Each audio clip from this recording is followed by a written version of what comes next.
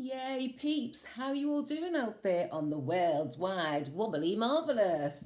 Lyric Elle here with you for the full moon in Pisces reading. Hooray! Yes, we have a full moon in Pisces coming up around about the 1st or the 2nd of September 2020, depending where you are on the planet. And happy birthday, Virgos, as the sun is in opposition in Virgo. So happy birthday, all you Virgos, all who've had their birthdays already and those yet to come. And also happy return to Virgo suns, moons, and risings, indeed. I'd also put Venus and Mars in there maybe as well. So you're having a return of that planet.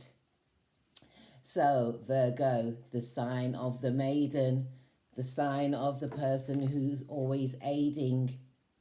This is what Virgo is known for, the worker, the keeper of the sixth house is where the Virgo energy lies.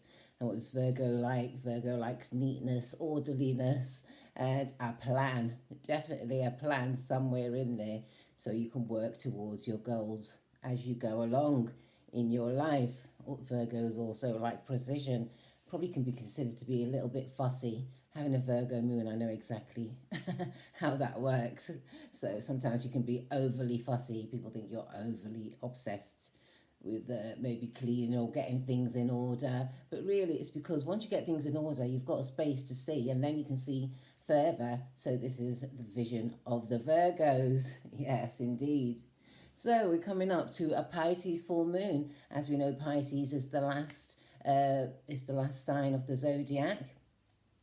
It rules house number 12, or that energy rules house number 12. Pisces is ruled by the planet Neptune, and Neptune is seen as a large planet but very foggy and very mystical. So they can say it can be very illusional, very delusional, and have some offbeat thoughts and feelings because it is one of the furthest planets out from Earth.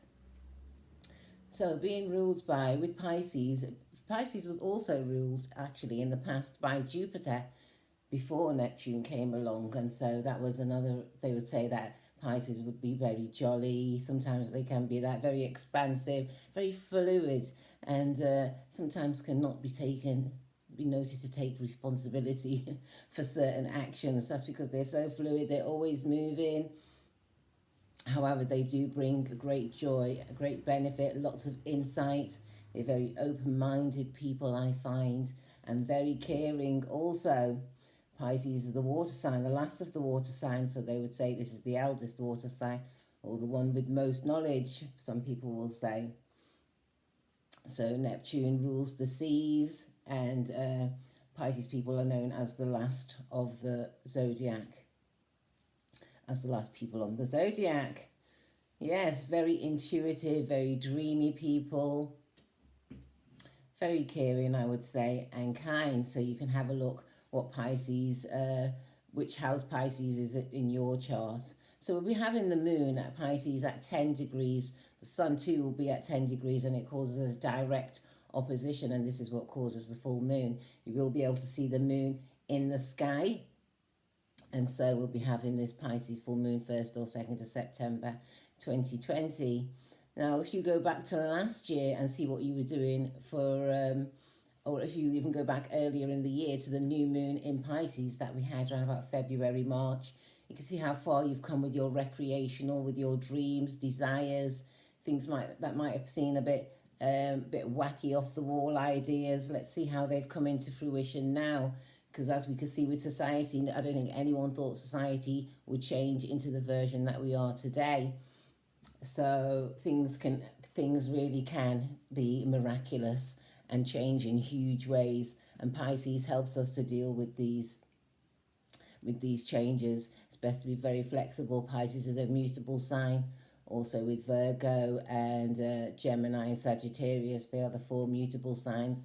It's usually when a season is ready to be changing. So as we know, we're just coming out of the summertime, and we're going to be heading into autumn once we get around about the end of September, October, and we get back into a cardinal sign which initiates a new start, and that will be Libra initiating the autumn season. But right now, we're in Virgo season. Virgo season also is a time when we come to harvest.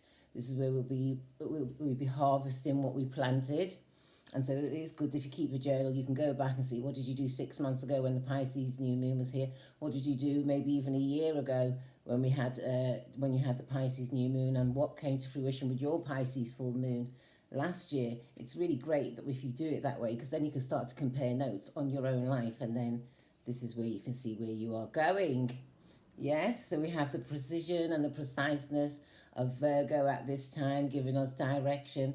Big sun beaming on that. This is what our outer experiences are feeling, and our inner experiences are feeling. The full moon of Pisces, which is beauty, and what else does Pisces rule? Drama. They can be very dramatic sometimes, and they are very kind and very encompassing as well. It can be seen.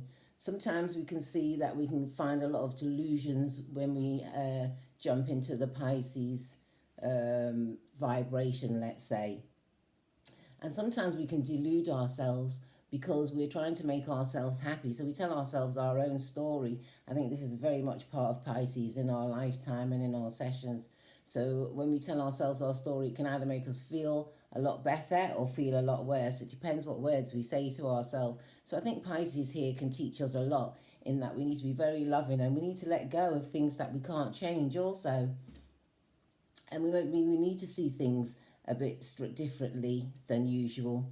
We'll also have a lot of energy coming from Uranus, because Uranus right now is in Taurus, another earth sign. Virgo's an earth sign, the sun sign. And that's going to be at 10 degrees as well at the time of this full moon in Pisces. So you're going to have Uranus, which is making a lot of changes on the earth, I would say, a lot of changes to the planet. And we see them happening right in front of us. And so that's at 10 degrees. The moon is at 10 degrees and the sun is at 10 degrees. It's going to be a lot of information exchange between the sun and the moon and Uranus. And they'll be talking about how the earth needs to change up a little more to take the vibration of the people that's in it right now, I would say. We have Mercury there in Virgo also, giving us our clear thoughts and making our mind work very quickly. It works very quickly. Virgo is ruled by Mercury, so it's in his own planet. It's in one of his houses that he likes really well. So Mercury likes the 6th house of Virgo. So see where that is in your chart. Okay, and let me see what else some of the other planets are saying. So look out for that full moon in Pisces and see what dreams can come true for you at this time. So currently we have the sun in Virgo, 8 degrees.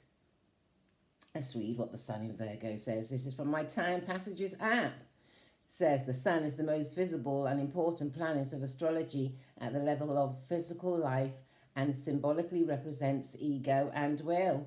The sun spends about 30 days in each sign, so that the cycle of the 12 signs defines our year.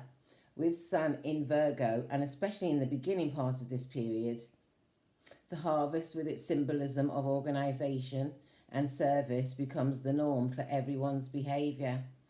Along with nature herself, we are starting to pull back from the plenitude of the growing season, catalogue and storing up our nuts for the winter.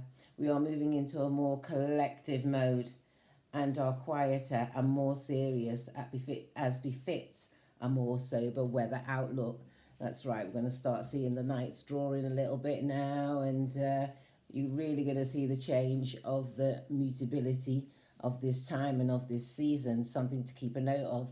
And as you see, we are in these mutable times. As we get to these mutable changes, you can see how we change literally the weather around us, and lots of other initiations around the lots of other aspects change as well, because right now it's like the harvest, so we're going to reap what we've actually sown at this time. So I hope you all have a great harvest is all I can say. Okay, sweeties, well, I hope you enjoy this fabulous full moon in Pisces. Don't be deceived if something sounds too good to be true. Guess what? It usually is, okay? So keep your thinking brain on, keep your imagination wide and open, and you all have a fantastic, fantastic full moon in Pisces. Forever. Okay, bye-bye.